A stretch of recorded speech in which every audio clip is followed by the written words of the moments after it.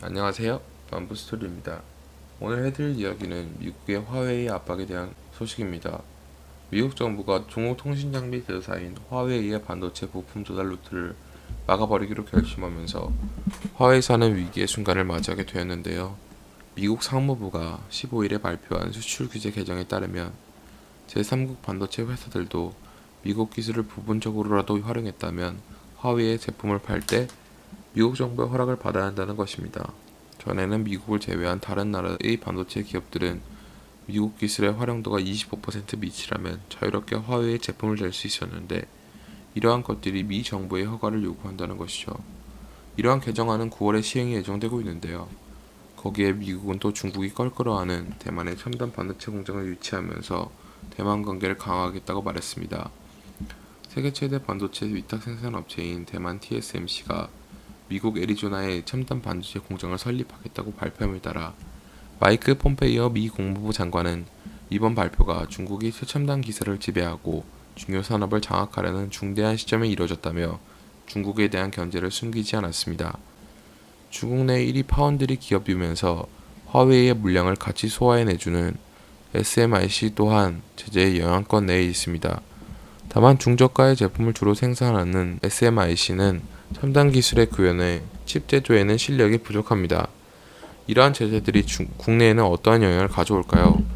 국내의 반도체 기업인 삼성전자, SK하이닉스에 미치는 영향은 크지 않을 것으로 보여지는데요.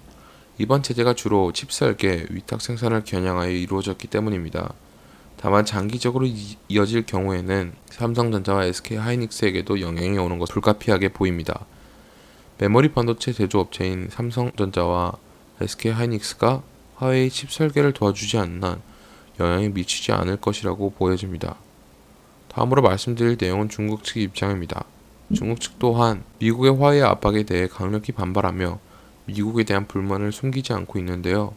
16일에 발표한 외교부 성명에는 중국은 굳건히 자국 기업의 합법적 권리를 지켜낼 것이며 미국은 당장 화웨이에 대한 불합리한 탄압을 멈출 것을 요구했습니다.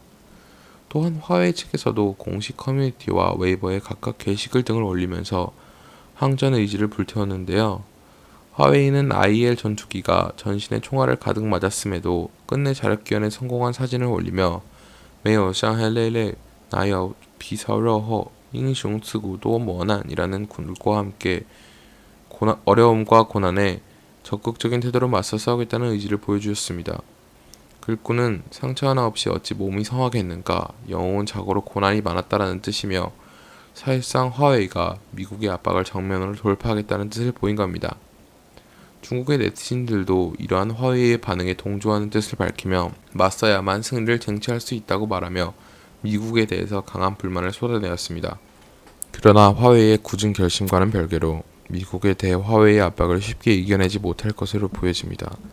미국의 규제가 시행될 시 화웨이는 스마트폰과 중기기 생산에 들어갈 반도체 칩을 조달하는 능력에 심각하게 타격을 입을 것이며 또한 전문가들은 새로운 규제가 화웨이 수입에 거의 90%에 가까이 영향을 미칠 것이라며 이번 규제의 심각성을 높게 평가했습니다.